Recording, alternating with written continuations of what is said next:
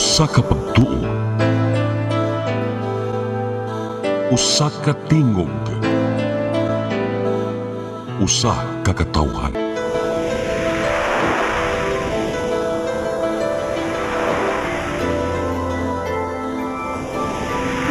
Cebu Catholic Television Network.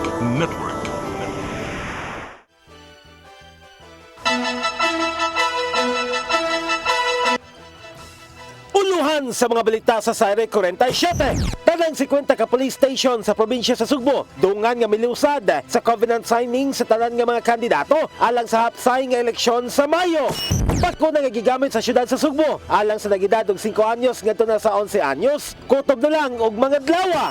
Kapulisan sa probinsya sa Sugbo nagtuo nga dunay mastermind sa pagpatay sa magtiayong baranggian sa San Fernando.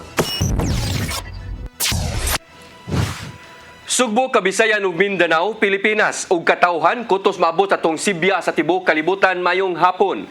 Live kita sa CCTN Channel 47 ug kini ang tulumanon sa dugonang kasayuran nga angay natong masayran. Ako si Dennis Tabar. Tulumanon sa patas ng mga balita ug opinyon. Ako si Donna Lavares Andicoy. Kini ang Saire 47.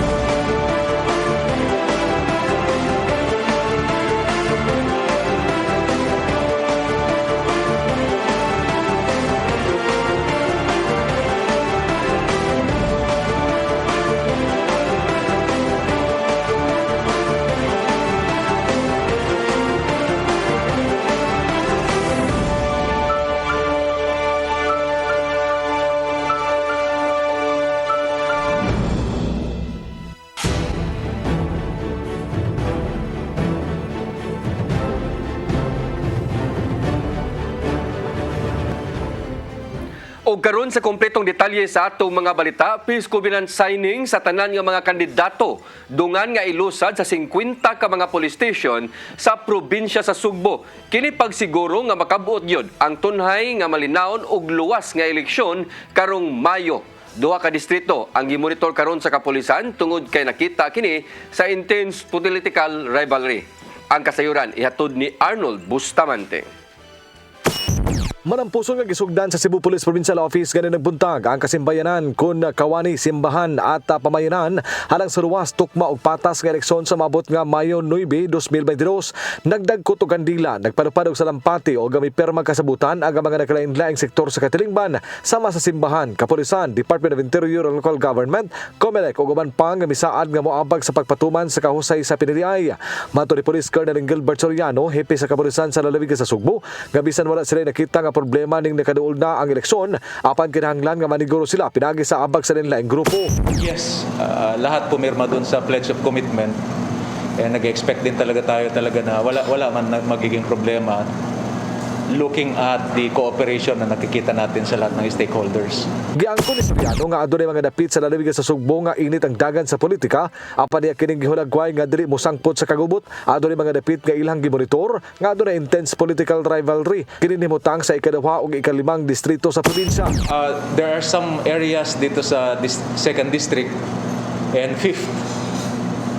Yun lang muna, no specifics, pero I'm looking at 5th district and 2nd district na may intense political rivalry.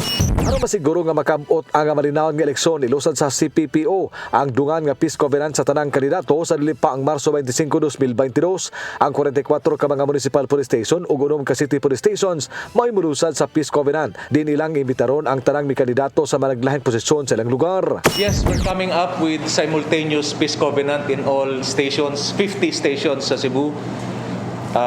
We are planning to do this before March 25. So simultaneous para yung impact niya sa probinsya mas maramdaman.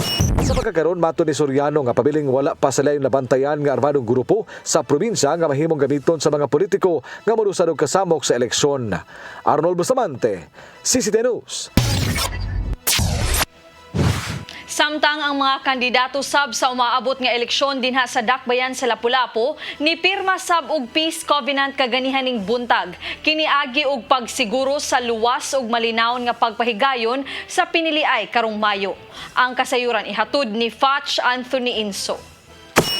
Ni pirma og peace covenant ang mga kandidato alang sa maabot nga eleksyon sa syudad sa Lapu-Lapu kaganihang buntag. Ang peace covenant signing dito kini gipahigayon sa City Auditorium sa Barangay Poblasyon diin gisugdan kini sa Santos nga misa. Ang mga kalihukan gipanguluhan sa Commission on Elections kon COMELEC, Philippine National Police kon PNP ug sa Department of Interior and Local Government kon DILG si Attorney Marshall Sarno, election supervisor sa COMELEC sa syudad sa Lapu-Lapu, may ni panumpa usab sa mga kandidato alang sa pagpahigayon sa malinaw ug hapsay nga eleksyon. And each of us will abide with the existing laws and regulation governing the election.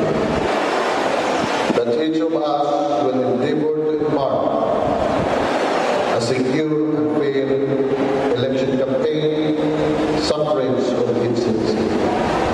That each of us shall not resort to violence and intimidation as a means of getting votes or support from candidates. That each of us shall not instigate or engage in any person or in trouble or engage in any violent or troublesome activities that would disrupt the conduct of an orderly and peaceful election. Awag usab ni Sarno ngadto sa mga kandidato nga likayan ang pagdaot sa ubang mga kandidato hilabi na kadtong gikan sila mga kaatbang nga partido. Iyang gidugang nga kinahanglan nga musubay ang tanang kandidato sa mga lagda sa COMELEC diin dili kinahanglan nga mohimo sila og mga bayolente nga mga lakang aron lang makaani og botos gikan sa ilang mga dumadapig. Ilan ang katuig sa Comelec, may gayong eleksyon, ikan pa sa Cebu City, halos na ng syudad. Ako na may gayong eleksyon, isang sa Mindanao, may gayong eleksyon. Madalang sa rin yung kandidato, dawa o kapilihan. Kalabanan, masakit lang yun, kanyang Comelec o police or any partner agency. Siguro gusto natin yung pagkilihan. I would like to remind candidates that COMELEC and other deputized agencies are not your competitors in election. Referee na tao ni Oy.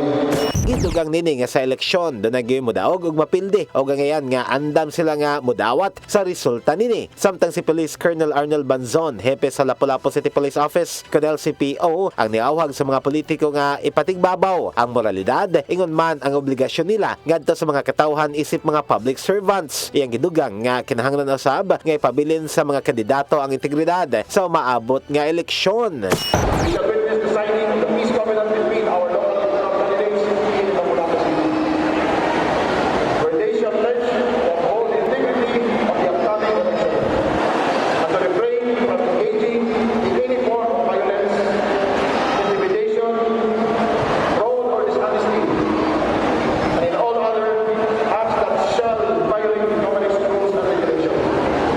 To this end, as City Director of Lapu-Lapu City Police Office, I enjoin everyone to join us, together with the Commission on Elections, the AFP, DILG, and other stakeholders, as we strive to achieve the same 2022 for the secure, accurate, free and fair elections this coming May 9, 2022. Patch Anthony Inso CCTNews. Muabot ngadto sa 63 ka mga dapit sa tibuok Region 7 ang gimonitor karon sa Police Regional Office kon PRO7 nga posibleng irekomendar sa Commission on Elections nga ipaubos sa election watch list areas nunot sa election-related nga mga insidente sa miaging eleksyon. Ang kasayuran ihatod ni Arnold Bustamante.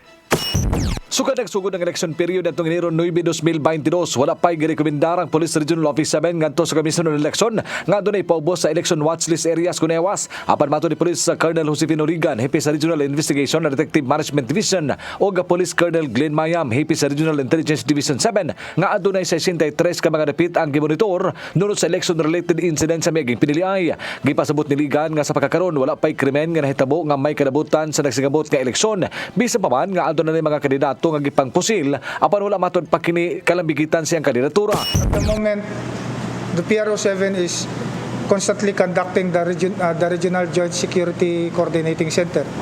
And ang agenda na every time is pertaining to election watchlist areas or ERIs. So far, with the R2,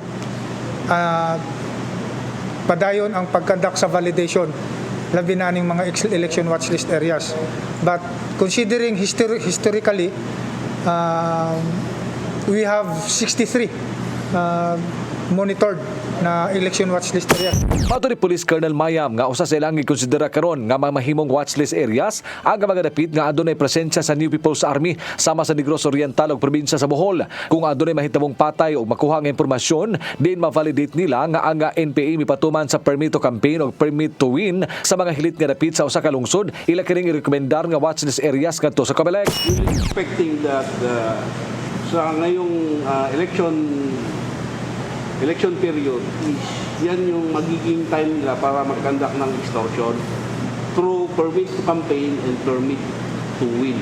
And I also want to inform you na yung mga barangays or municipalities which is threatened by the communist terrorist group is considered as election watchlist area. Sa probinsya sa Sugbo, wala pa'y mailang nga lungsod nga adunay krimen nga malambigit sa eleksyon sa pagkakaron. Hinon mato ni Police Colonel Gilbert Soriano nga init ang dagan sa politika sa pipila ka mga lungsod apan wala pa sila makakita nga adunay hulga sa malinawon nga pinili ay sa Mayo. Ito yung mainit na description ay based on the anticipated intensified political rivalry. Pero as far as the candidates are concerned, including the incumbents who are also running in those places na na-mention mo, wala po kaming na-observe o nakikita na potential na threat of any concern sa kanila. Ang Regional Joint Security and Coordinating Center magtagbo pa sa mosunod nga mga adlaw alang na sa pagpangandam sa nagsigabot nga lokal og nasudnong piniliay karong Mayo 9, 2022. Arnold Bustamante, CCTV News. Gikumpirmar sa uluhang buhatan sa Comelec nga mutambong ang tanang presidential candidate sa ipahigayong debate nga pasiugdahan sa ahensya karon ng Marso 19. Matod ni Comelec spokesperson James Jimenez nga kinilang kuban nila ni former presidential spokesman Ernesto Abella, Leody de Guzman, Manila Mayor Isko Moreno, former Defense Chief Norberto Gonzales, Senator Ping Lacson, Faisal Mangundato, former Senator Bongbong Marcos Jr., Jose Montemayor Jr., Senator Manny Pacquiao ug Vice Presidente Leni Robredo. Dugang ni Jimenez nga impromptu ang debate nga buot pasabot, tanang kandidato di hatagan daan og pangutana. Dili sab sila tugtan nga makadaog bisan unsang butang dinha sa podium. Giklaro ni Jimenez nga angayang himuong big deal sa Comelec ang dili unya pagtambong sa kandidato ug mahimo nga red flag ngadto sa mga botante. Ang kampanya sa mga nasudnong kandidato nagsugod na ni adtong Pebrero 8 taliwa sa nagpadayong pandemya. Dako ang pagtuon ni gubernatorial candidate ug kanhi Tourism Secretary Ace Durano nga mopatigbabaw ang kamatuoran sa kaso nga pagpangawkaw bato kaniya. Kini human nga gibasura sa Sandigan Bayan ang iyang motion for reconsideration kalabot sa giingong kalambigitan sa mao nga kaso. Ang kasayuran ihatod ni Gian Navarro. Dili pa katapusan alang ni gubernatorial candidate Ace Durano ang pagbasura sa iyang motion for reconsideration sa Sandigan Bayan. Kabahin kini sa giingong kalambigitan ni Durano ug lima nini ka mga kanhi kauban sa Department of Tourism sa pagpangawkaw sa ilang 2009 wall calendar project nga matud pa wala gipaagi sa bidding process. Gani, gipalig-on ni Sandigan Bayan Associate Justice Georgina Hidalgo ang kalapasan nilang Durano sa Anti-Graft and Corrupt Practices Act ubos sa ilang promulgation niadtong Enero 18. Human nasayod sa resolusyon sa Anti-Graft Court na paglantawan ni Durano nga kabahin lang kini sa legal nga proseso. Maong naningwa kini nga maabot sa Supreme Court ang ilang pag-apelar. So ang kanang desisyon sa Sandigan Bayan, di pa gina final. Kaya ang katapusan na ani nga proseso adto man gyud ni sa Supreme Court desisyonan. So karon nahuga pending on appeal ang kaso. So dili pa final ang ilang desisyon. Butang ang gikatingalahan ni Durano kung nganong nakonbikto siya sa Sandigan Bayan atol sa iyang pagpangampanya o wala siya gikasuhan sa diyang anaa pa sa DOT isip secretary hangtod nitong tuig 2010. Apan bisan pa man, dako ang pagtuo nga mapatigbabaw gayud alang kaniya ang kamatuoran kadugayan. Morning ako, I'm very confident nga kining kasuha ma-dismiss ra gyud ni sa katapusan. Ang importante lang barugan nako ang kamatuoran. So mao lang ni, ato lang gamiton ang appeal process nga naa sa balaod. Nya paabton lang gyud ni nato sa Supreme Court kay mao man gyud ni proseso. Taliwas sa diatubang niyang hagit, ilabi na nga siya ang kaatbang ni incumbent Governor Gwendolyn Garcia. Dako ang pasalamat nini ngadto sa mga nisuporta kaniya. Ilabi na nga mas napaligon pa ang iyang kandidatura ug ang plataporma human kini gisuportahan sa managlahing sektor sa katilingban. Gian Navarro, CCTN News. Sa laing balita, Mandawi City Business Permit Licensing Office nakatala og pagsaka sa ihap sa mga negosyo nga nagparehistro ngadto sa 7% itandi ni sa unang quarter sa niaging tuig. Ang kasayuran ihatod ni Mary Rose Sagarino. Nitaas ngadto sa City porsyento ang gidaghanon sa business registrant sa syudad sa Mandawi itandi sa unang quarter ni aging tuig. Sa data sa Business Permit Licensing Office gikan Enero ngadto Pebrero ang gidaghanon sa registrants anaa sa 12,896 itandi sa 11,974 sa Enero ngadto Marso ni aging tuig. Sigo ni Attorney August Kleiser Malate pangu sa BPLO, ang pagsaka nagpakita nga mas maayo ang dagan sa mga negosyo karon itandi sa niaging duha ka tuig bisan pa sa pandemya ug bagyong Odette. So this is a good indication nga the business sector is doing good for Mandawi City, and then nag-thrive gid sila no despite the pandemic and despite the typhoon. So of course, we also are very happy nga na-meet na mo ang among target. Matod ni Malate nga usa sa rason sa pagtaas tungod sa paglusad sa Electronic Business Permit and Licensing System kun EBPLS, diin gipasayon o gipadali ang application o renewal sa business permit tungod kay dili na magkinahanglang mutuyo sa one-stop shop o buhatan sa BPLO. Dugang niini nga usa sa pinakahinungdan sa pagsaka ang pagpaluag sa Mandawi sa pagpahamtang sa restrictions. Yes, of course, kay i-compare nimo sa 2020, mas kuan man ang restrictions nato this last year, mas eased man ang restrictions. So of course, in theory, mas dako gyud ang opportunity sa ato ang business sector in doing business kay mas dako man ang capacity. Like pagka 2021, we were at 30 to 50% because atong mga ECQ. But sa 2021, it went up to 50 to 70%. In fact, kasagaran nato during essential businesses 100%. Tapos ang application og business permit renewal ni adtong Pebrero 15 karong tuiga, nagsugod ang renewal ni adtong Enero 1. Mary Rose Sagarino, CCTN News. Musunod! Bako na gigamit sa syudad sa Sugbo alang sa nagedad og 5 anyos ngadto na sa 11 anyos. Kutob na lang og mga dlawa. Kada guban pang mga balita sa pagbalik sa Saire 47.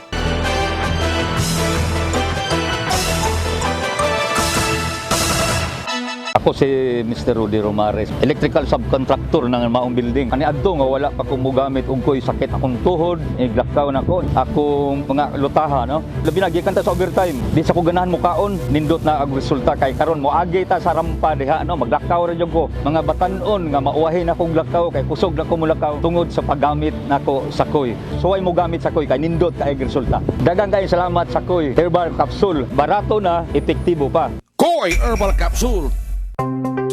Discover the beauty of the Philippines.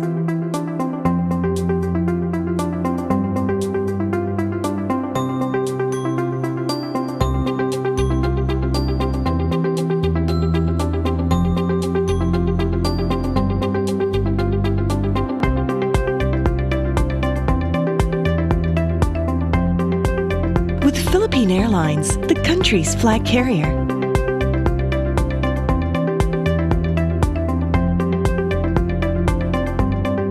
The airline that lets you feel the warmth of the nation.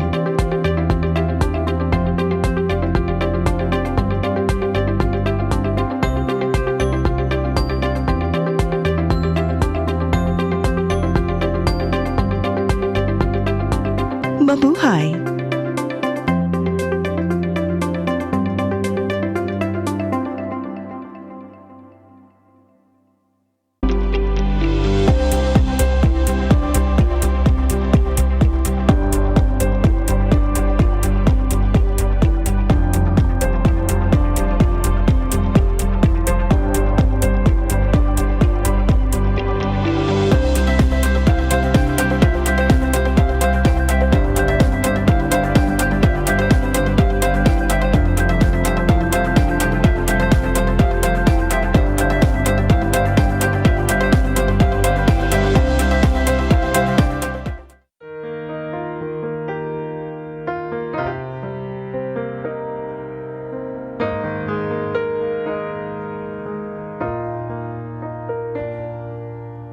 Heal me, O Lord, and I will be healed.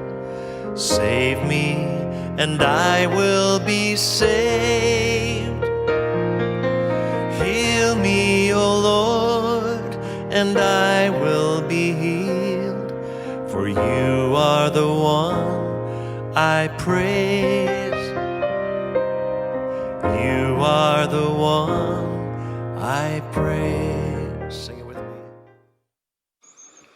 Marami sa ating mga kasama, mga kakilala at mga kaibigan ang hindi pa rin lubos na makapaniwala sa ating gagawing paglahok sa darating na eleksyon.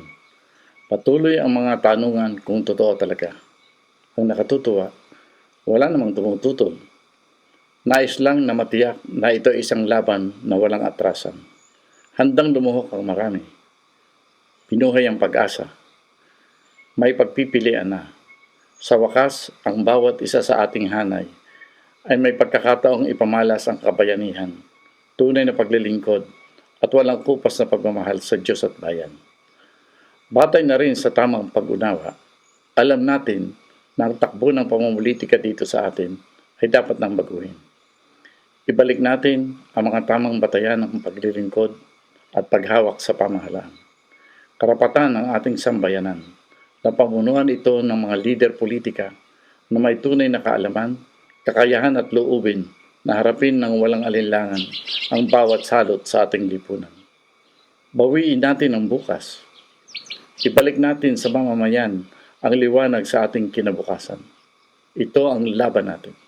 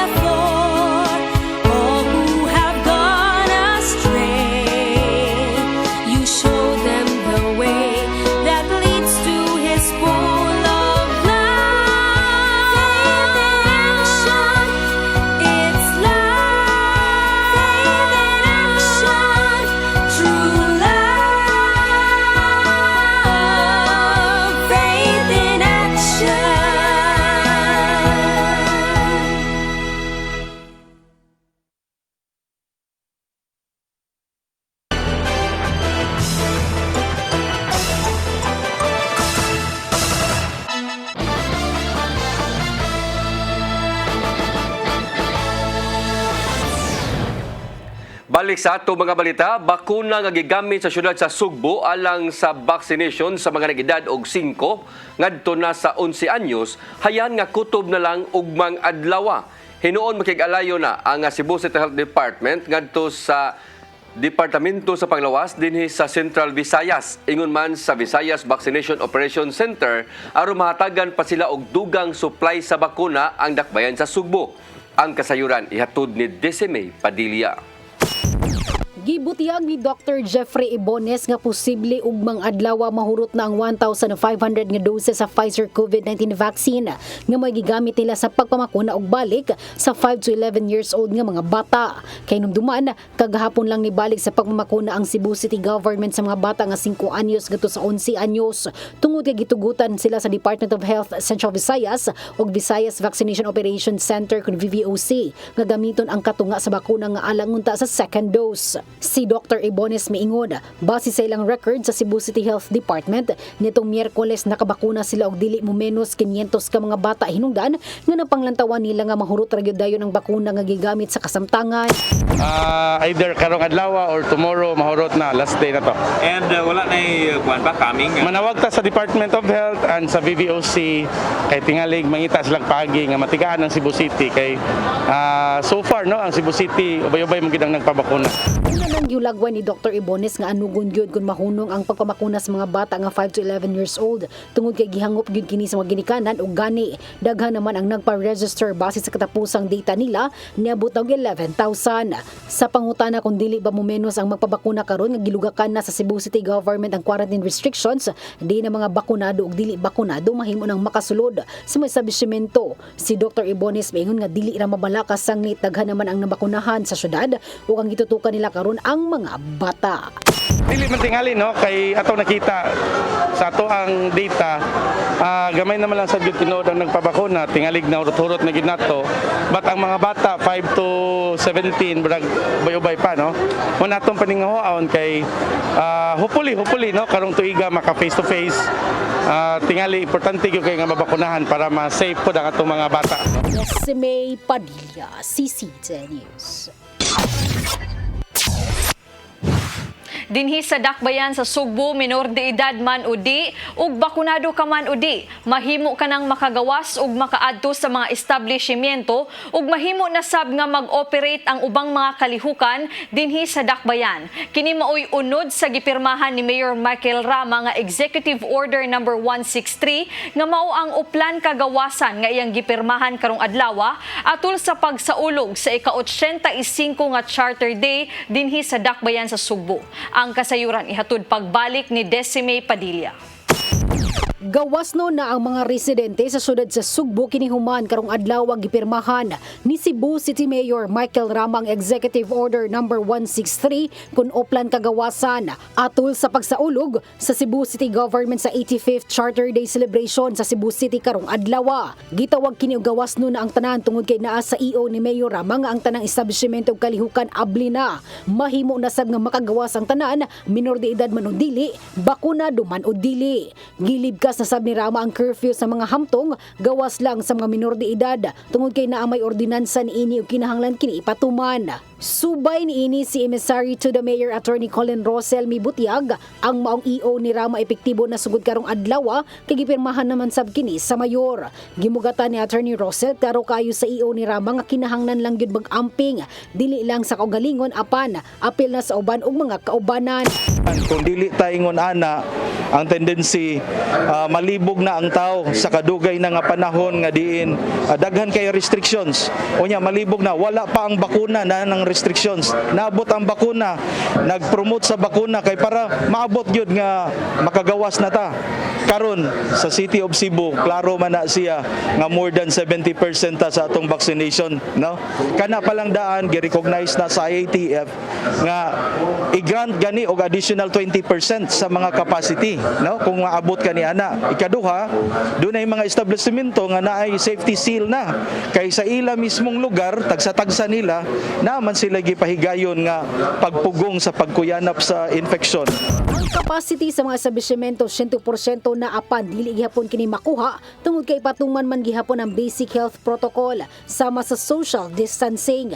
Subay ni ini si Police Lieutenant Colonel Maria Teresa Makatangay, Information Officer sa Cebu City Police Office mibutiag sila sa kapulisan magpabilin gihapon sa pagsita ni atong mga tawo nga dili mosunod sa health protocol apan iyang giklaro nga dili na pareho sa unang istrikto kayong pagpatuman sa quarantine guidelines. Wala ta na balakaan na because I think it is already ingrained in the everyday way of life of every Cebuanos.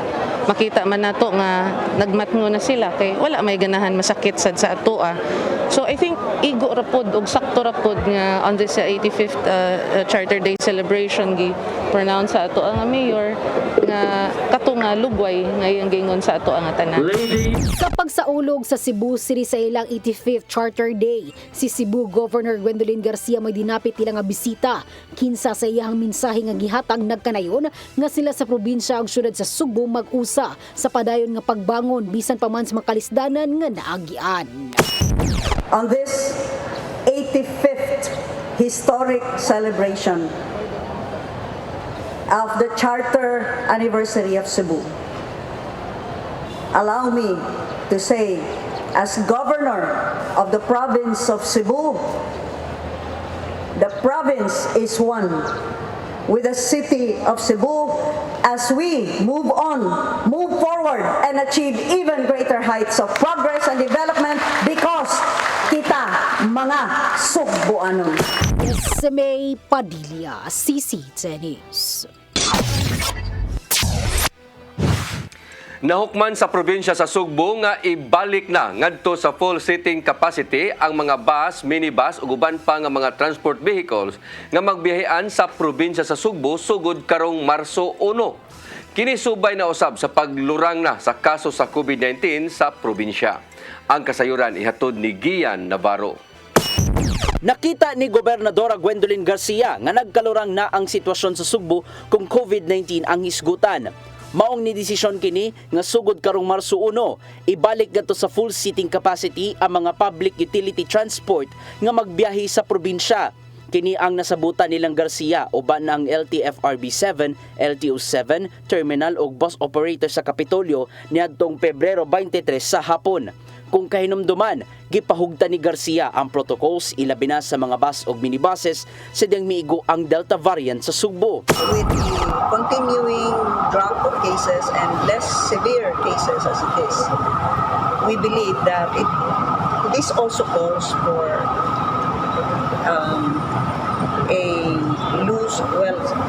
less stringent. Gikan sa kaniadtong 75%, himuon ng 100% ang full seating capacity sulod sa sakyanan, apan kinanglan mag-face mask ang matag pasahero. Himuon usab nga optional ang paggamit sa wearable air purifier ngadto sa mga driver ug konduktor. Apan kinahanglan usab ipaubos kanunay sa disinfection ug UV light ang sulod sa public transport vehicle. LTFRB and LTO have offered their fogging machines for additional disinfection.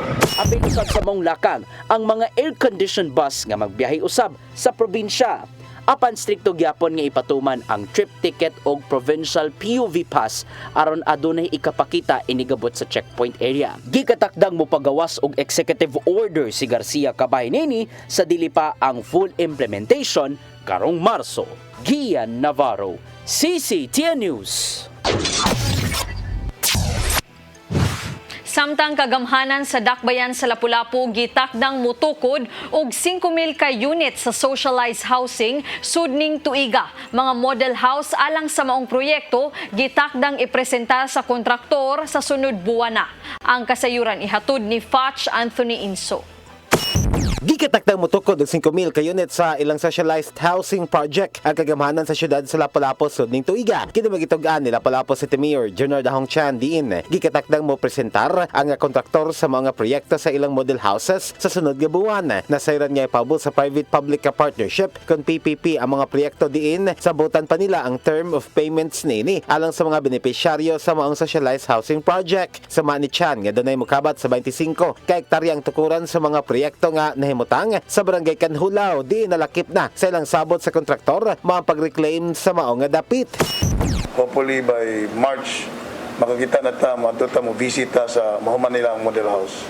There are 3 kinds of model houses, so munang tulo ang pilian na to.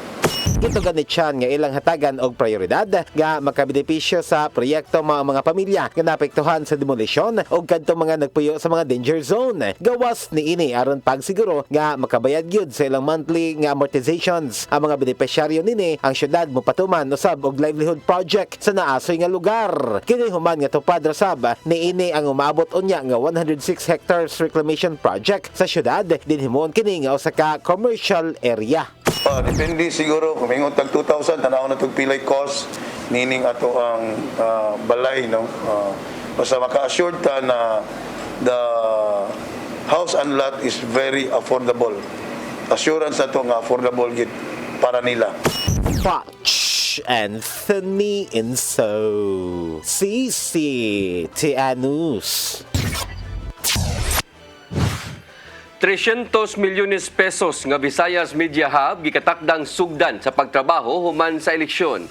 Groundbreaking sa labing unang pasilidad sa Visayas sa Barangay Subang Dako, Syudad sa Mandawi, gipanguluhan ni PCOO Secretary Martin Andanar. Ang kasayuran ihatod ni Mereros Sagarino. Gipanguluhan ni PCOO Secretary Martin Andanar ang groundbreaking ceremony sa 300 million pesos nga Visayas Media Hub sa Barangay Subang Dako, Syudad sa Mandawi. Ang labing una nga pasilidad sa Visayas sa Di Madugay, magsilbing main broadcast center sa rehiyon 6, 7 ug 8. Ang Visayas Media Hub maghikling sa People's Television Incorporated nga magsilbing nga usa sa mga locator sa proyekto ug uban pang ahensya sa PCOO sama sa Philippine Broadcasting Service, Philippine Information Agency, Philippine News Agency ug Radio Television Malacañang RTVM. Sigo ni Andanar, ang proyekto mukumpleto sa ilang broadcast revolution. Pasabot nga tibuok nasod aduna nay Media Hub. Ang Luzon Media Hub nahimutang sa Quezon City, samtang ang Mindanao Media Hub nahimutang sa Davao City. It is very important because when you talk about information gathering, there is print, there is broadcast, there is also the social media. Napakadami na pong mga plataforma, and yet parang nilaktawan po ng gobyerno ang broadcast dito po sa Visayas. So mahalaga po ang presensya. So you can all, we can all already broadcast or send messages, not only relying on Mindanao or Luzon, but also from the Visayas, the Queen City of the South dito sa Cebu at sa, of course, in Mandawi. Importante dahil nandito tayo sa ground ng DICT. And I was talking earlier about the last mile of information from source to ear or from source to eyes. If you say ubiquitous these days, hindi na ho ibig sabihin na puro TV, radyo, or Facebook, or Twitter. Partner sa PCOO sa maong proyekto, mao ang Department of Public Works and Highways, Department of Information and Communications Technology ug lokal nga kagamhanan sa Mandawi. Sigo ni Andanar nga ang 300 milyones pesos alang lang sa pagtukod sa Media Hub ug wala pa nalakip ang mga equipment nga palitunon. Iba pa yung ating equipment. That's why it's very important that we do this properly, because we should be investing in again, algorithms, in servers. It's not just about the lights, the camera, the action, but it's also about the algorithm. And how can I reach Attorney Clavanos social media, or how can I reach his car kung wireless yung takbo ng bahay niya, kung smart house siya, paano ko makarating sa kanya. I mean, this is the future of information dissemination. And like what I said in the speech earlier, napakaganda na infrastructure ng PCO ngayon. Kasi hindi lang yung infrastructure ng TV, ng radyo, ng print, but we have a government communication academy in Mindanao that will teach all of these new innovations, new technologies that will help our country compete with other countries in the world. Ang construction sa Media Hub gi-target nga sugdan human sa eleksyon. Gibanabanang matapos ang construction unom ka buwan ngadto sa usa ka tuig. Ang proyekto nalakip sa 2022 national budget o sa Build program sa Duterte administration. Kampante si Andanar nga mapadayon ang proyekto bisan kinsa pa ang makalingkod nga bag-ong presidente tungod kay anaa naman kini sa General Appropriations Act. Mary Rose Sagarino, CCTN News. Musunod, kapulisan sa probinsya sa Sugbo nagtuo nga dunay mastermind sa pagpatay sa magtiayong baranggian sa San Fernando. Kanaguban pang mga balita sa pagbalik sa Saire 47.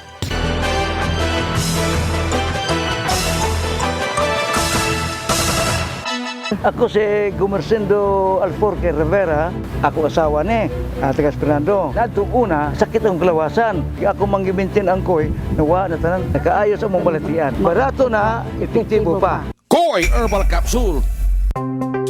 Discover the beauty of the Philippines.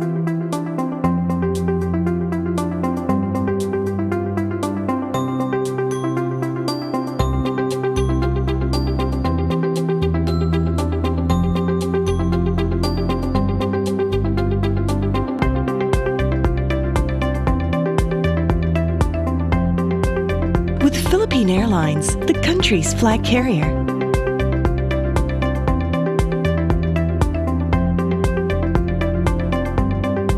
The airline that lets you feel the warmth of the nation.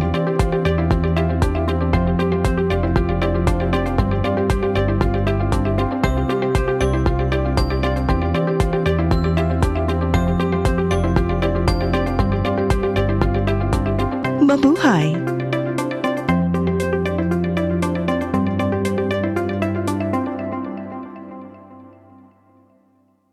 Ako si Mr. Rudy Romares, electrical subcontractor ng maong building. Ani adto nga wala pa ko mogamit og ko'y sakit akong tuhod, iglakaw na ko. Akong mga lutaha, no? Labi na gikan ta sa overtime. Di sa ko ganahan mo kaon, nindot na ang resulta kay karon mo agi ta sa rampa diha, no? Maglakaw ra jud ko. Mga batan-on nga mauwahin akong lakaw kay kusog na ko mulakaw tungod sa paggamit nako sa koy. So ay mo gamit sa koy kay nindot kay resulta. Daghang kay salamat sa koy Herbal Capsule. Barato na, epektibo pa. Koy Herbal Capsule.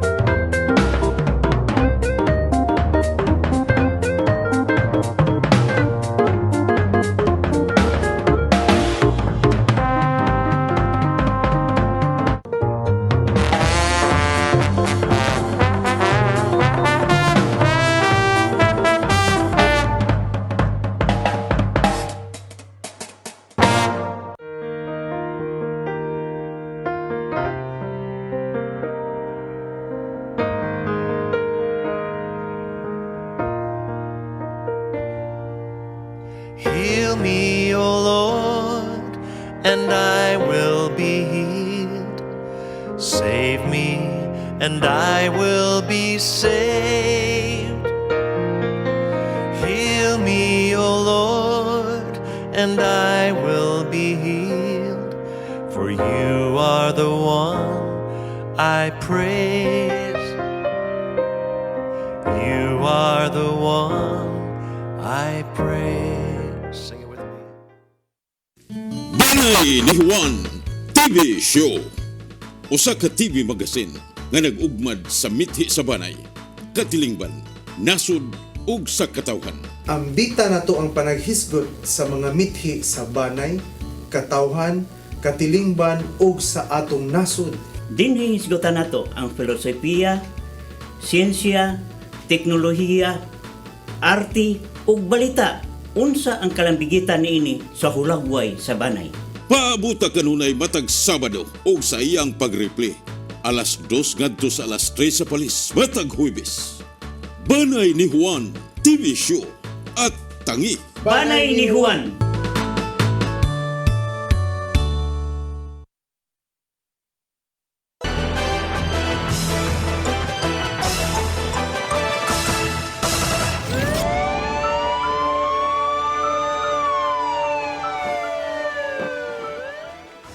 Balik sa atong mga balita, kapulisan sa probinsya sa Sugbo wa mohunong sa ilang investigasyon batok sa upat ka mga aktibong pulis ug usa ka kanhi pulis nga nalambigit sa pagpatay sa manatiayong Peter ug Konsyal Maria Luela Baringgian sa lungsod sa San Fernando.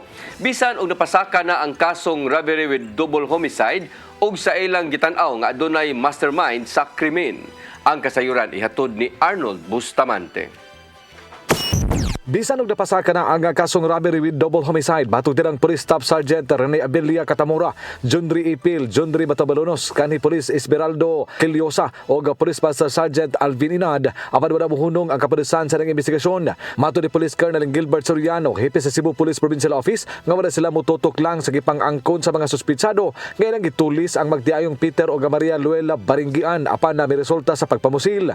Sigon sa extrajudicial confession nilang Catamora og Ipil na sila nila aga magtiayon sa dihang gagiilog ini ang ilang mga armas, musubay usab sila sa daig ang gulo ug motibo sa krimen. Kini sama sa politika tungod kay usaman ka kandidato sa pagkakonsehal sa lungsod sa San Fernando si Maria Luela ug kung aduna bay mastermind sa mong panghitabo. Katulad ng binitawan na statement ang ating regional director kahapon na although we have already filed the criminal cases against the five, but the investigation does not stop there. We're still looking at the possibility of some other factors like political connection, political motive, and some possible motives behind the killing. But for the meantime, while na-file na natin yung kaso laban sa mga pulis natin, ay magpapatuloy po yung investigation namin to dig deeper into the real motive of the crime. Tapos we have already coordinated with the regional IAS for the appropriate filing of appropriate administrative charges against the same police.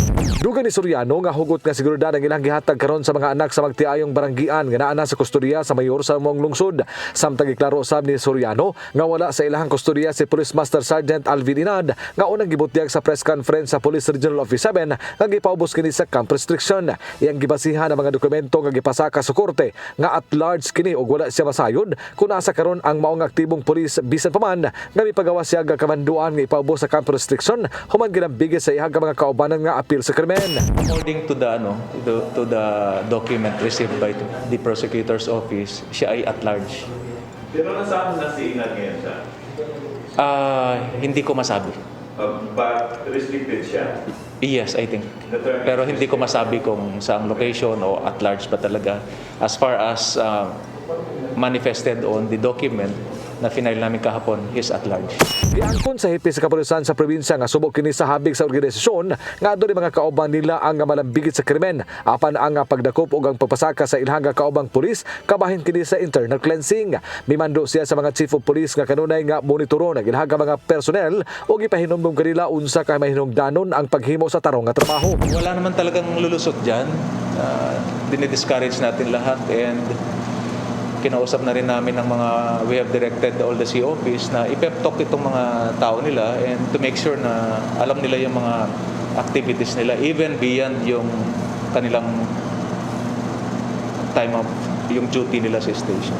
Ipahibaw sa Soriano nga dismiss sa serbisyo si Quiliosa nitong Enero 29, 2021 tungod sa kasong gitawang nini human malambigit sa illegal nga drogas. Arnold Bustamante, CCTV News. Subay sa maong balita, gidayig ni Gobernador Gwendolyn Garcia ang Police Regional Office 7 tungod sa matud pa paspas nga investigasyon sa pagpatay sa konsehal sa San Fernando ug iyang bana. Nasayran sa gobernador nga giduso na ang kasong robbery with double homicide batok sa 5 ka mga pulis nga gitumbok pagpatay ni konsehal Malo Barunggian sa barangay Panadtaran ug sa iyang bana. Tungod niini nagpabilin ang dakong pagsalig ni Garcia ngadto sa kapulisan nga masulbad ang nagpadayong investigasyon. Butang nga gipanghinaot niini nga makabot sa pamilya ang gipangayong hustisya. Gahapon lang gilubong na ang magtiayon nga si Konsehal Malu ug Peter Baringgian diha sa St. John Abelia Memorial Park sa lungsod sa San Fernando habagatang bahin sa Sugbo. Job well done that has bolstered the confidence of the Cebuanos on our PNP. Lamdag, uban ni Tatay Dodong Limchua. Dinhi sa makasasala ang kalibutan, makasinati yun kita makasakit hangtod nga mubalik na si Jesus. Ang pagkatawanon, limitadong panglantaw sa kinabuhi. Kadlok o mga pagduda, kini ang mahimong mga babag na kita mag-ampo. Apan pasalamatan nato ang Ginoo tungod kay ang Espiritu Santo nagampo alang kanato sumala sa kabubuton sa Ginoo. Ang Espiritu Santo magpahinumdum kanato nga ang Ginoo sa tanang butang nagbuhat alang sa kayuhan niyadtong mga naigugmang kaniya. Kung natong dawato ng atong gagmayng katungdanan alang siyang dakong himaya o katuyuan, kita magmadaugon. Ug sayo na lang kayo alang kanato ang pagditok ini maong mga pulong ang Ginoo mayo ug butan kayo. Ug puno sa paglaom ug pagsalig kayo sa Ginoo, kita makasalig nga ang atong mga pag-ampo tubagon kayo niya alang sa iyang himaya. Ang presensya sa Espiritu Santo sa atong kinabuhi mo ang saad sa Ginoo alang niyadtong hingpit nga mito o misalig kaniya. Busa mo salig usab kita sa Espiritu Santo nga mo'y mutabang kanato nga kita mahimong sama kang Hesus. Maigsoon, mo kini ang atong lamdag karong adlaw. Salamat. Shalom.